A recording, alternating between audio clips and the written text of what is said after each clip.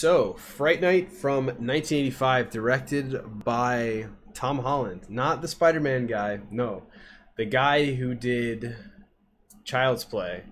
And he also did another horror movie in which I don't remember. But an experienced director nonetheless. He directed one horror movie classic. And apparently this movie is considered a classic. I mean, okay, so background, I was aware of this movie. I had always seen the, in my opinion, really fucking cool like cover for the movie, like the promotional poster and stuff like that, with like the cool like little face over like the house with the real like foggy backdrop. I always thought that was really awesome, and it kind of, for me at least, left it up to interpretation. I was like, I don't know what the fuck this is. Is this like about a movie with like kids or teenagers in like a haunted house? Is this a movie about like, I don't know, somebody breaking into a house and there's a crazy killer in it? Or is it a vampire movie? And lo and behold, it was the latter. And you know, I don't have a ton of experience with vampire movies. They're not my favorite horror subgenre, I'll be honest. And so something that was kind of interesting about this movie, though, is I had heard about it. It's a pretty notorious 80s movie, horror movie. It's definitely a cult classic, for good reason to be determined. I have some thoughts on that. But I honestly had not heard anything about it one way or another, with a lot of emphasis. Like I never ever had anybody tell me it was really bad. My friend Zach told me it was really good, but other than him, I had never really heard anybody give a strong opinion on it, I guess, good or bad. And, you know, I figured since it always is showing up in these lists and people are always mentioning it as like an 80s horror movie, and also the fact that it got a remake in 2011, which is actually around the time I first heard of it. I was like in middle school, and I remember the remake came out, and I was like, oh, well, Friday the 13th, Nightmare on Elm Street, Texas Chainsaw Massacre, all of those got remakes, and this one got a remake, so I wonder if it's any good. And here I am in 2021, literally 10 years later, finally watching it for the first time as a fucking adult. But yeah, I actually watched the remake with my friend Zach. We watched the first 30 minutes of it. I actually really enjoyed it. It was pretty fucking entertaining. It was crazy, but it had McLovin in it, and I had a few other.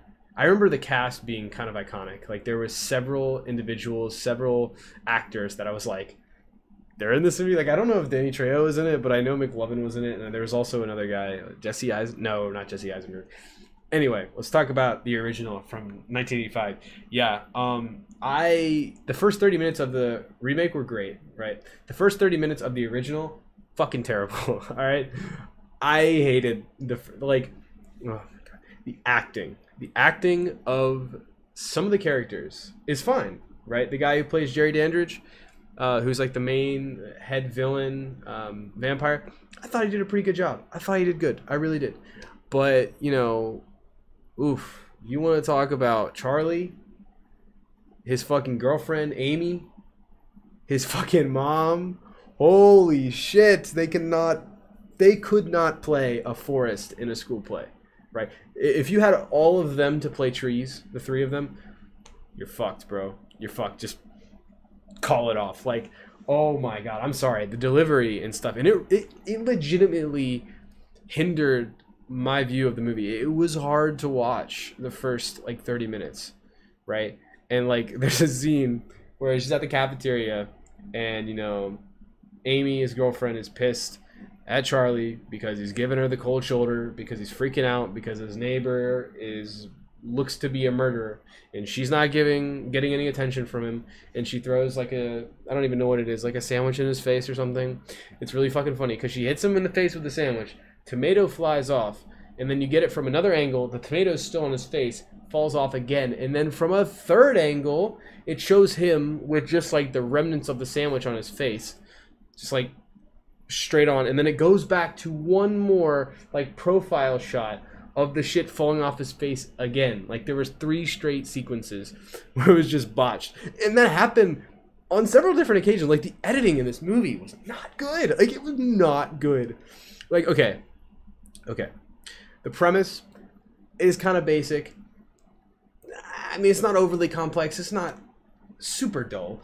But, you know, a guy sees a mysterious dude, you know, move in next door, and he notices these women are disappearing / getting murdered, and you know, he kind of like catches them in the act a little bit and kind of spies, tries to tell his mom, tries to tell the police, tries to tell the certified like vampire expert, which is named fucking Peter Vincent, named after Peter Cushing, who played in a lot of the Hammer movies, and also Vincent Price, who's just like, hello, like golden age horror icon. And you know, nobody really believes him, and then he kind of takes it head on, and then his friends get involved, and it's just kind of a whole shebang. The execution towards the end, the quality of the movie, I think, definitely improves a little bit, but also Evil Ed, his friend who ends up becoming a vampire, spoiler alert, his acting is fucking terrible. He is by far my least favorite character. I'm not a fan of Amy, and I feel like I'm not a fan of a lot of like the kind of underwritten, weak female protagonists in a lot of these movies, like the tag along girlfriends. I feel like whenever I'm talking about these movies, especially the ones from like the 60s, 70s, 80s, they're always like just so dull and just not that interesting, and just kind of are like a little side character that just weighs the whole story down. Yeah, kind of a little bit. Although whenever she becomes a vampire, she looks pretty cool. So I guess there's that of a silver lining. But I don't know. I will say the antagonist, Mr. Jerry Dandridge, I thought the actor did a pretty good job. He's probably the best performance, and I thought he did a good job of building a lot of tension whenever he's on the screen. Once again, I think the editing is kind of corny. This movie was made in 1985, so can't necessarily say it's primitive, but at the same time, you know, it's not super advanced. They didn't have access to, you know, CGI and all that shit. But oh god, some of the sequences where he's like, you can hear his footsteps and then he like turns into a bat and he like flies. It was not pretty. It was not pretty. However, I did like him as a character. I thought he commanded attention. When you saw him on the screen, you're like, oh, he's a badass, right? He's not quite on the you know, No Country for Old Men. I forget the fucking, I almost said Tuco. Not Breaking Bad. The lead villain in No Country for Old Men. That guy is the pinnacle of like commanding tension when it comes to, you know, the antagonists in movies. He's nowhere near that level, but nonetheless, I think he was an effective antagonist for what it's worth. You know, his little apprentice Billy or whatever, could do without him. I do think his death scene is pretty cool, where he starts to like bleed that like green goop, and similar to, you know, a movie like maybe Hereditary or The Brood. The movie really kind of goes crazy at the end, where it kind of pulls out all the stops. It grabs a lot of practical effects. You see a lot of guts. You see a lot of stop motion, and a lot of that was pretty good. I thought the execution of that stuff was pretty impressive for what it was. However, you know, personally, the whole transformation into a wolf and then getting stabbed and then becoming human and then like dying and like, it's like, what the fuck? Like it's pretty cool. You know, the effects and the makeup job is solid. It's admirable. It is, but I don't know. It gets a little crazy. It kind of reminds me of Hellraiser too at the end.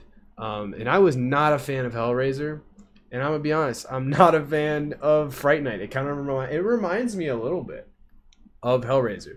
There are aspects I like. I love the promotional cover of the movie. I really do. I think it's awesome because it legitimately was like, what is this movie about? And I see it all the fucking time. I've never seen any other alternative cover for this movie on like the DVD, on like online or anything. Like that's the same one I see, and I love it. Can't say the same about the movie, but you know, I do like Jerry Dandridge. You know, you saw a little cameo of my boy, I forget his name, but he was one of the bikers in Friday the 13th Part 3. He shows up in like the club or whatever, and he's like chasing down Jerry. What else? Some of the practical effects are pretty cool. The house, the interior design of the house in which Jerry and Billy live is pretty spooky. One thing that really stuck out in my mind, by the way, just another thing, there are a lot of weird fucking things that happen in this movie. I guess it's one thing to be a murderer, but it's another thing to be like low-key a pedophile, right? And like we, you know, a guy in a movie is a murderer, whatever. But a guy in a movie is a pedophile. That's where we fucking go crazy, right? That's where we really draw the line as far as like grotesquity. Anyway, but like Jerry is in high school, or no, sorry. Charlie is in high school. Amy's in high school. She's probably like 16, 17, and Jerry has got to be at least 40, and he's molesting Charlie's girlfriend. I just had to throw it out there. But no, there's one scene where it's within like 5 seconds. Charlie spots Jerry like strangling a woman or whatever, runs downstairs, and by that time he was able to, or he wasn't even strangling her. I think he was just like kissing her or something. He cussed the blinds. Charlie runs downstairs, and by the time he gets out there and like gets in the bushes, he's bringing out her body in a bag. Like, how the fuck did he do that so fast? And it's so stupid. Like, this scene is so fucking stupid. And I don't know if it's supposed to be funny, but like he's sitting in the bushes and then his mom comes out, completely blows his cover, and he looks so stupid, like right in front of them, in front of the bushes, like trying to spy on them when they're like taking the body out in the garbage bag. Oh god. But another thing that jumped out, and I'm all over the place with my thoughts, but you know, this movie was, it was so, I didn't have any expectations, but it still managed to not meet them. But no, he fucking, after he talks to our boy Peter Vincent, shout out Roddy McDowall once again, I think he was a strong side. I think his performance is pretty good. Like within like a couple hours, and I don't know, it just seems to be like the next time they all go to his house, he has decked his shit out completely with all these candles and all these crosses, and like out of nowhere, like his entire house, like it's this movie's a mess, bro. I'm sorry. I don't really understand why it's a cult classic. I mean, 80s horror movies, there's never gonna be someone that like, there's always gonna be somebody that loves an 80s horror movie, especially if it's an 80s horror movie that people still know of and talk about and are still seeing in the year 2021. But man, like this thing has like a 90-something% on Rotten Tomatoes, and I'm just like, I don't fucking understand it. I really do not understand it. I get it. It's kind of an interesting little protect. I mean, a lot of vampires are, though. They're these kind of like smart, deviant motherfuckers who kind of play with the audience and also play with the protagonist. But I don't know, man. I wouldn't recommend this to anybody. I'm gonna be straight up. I'm not gonna watch it again.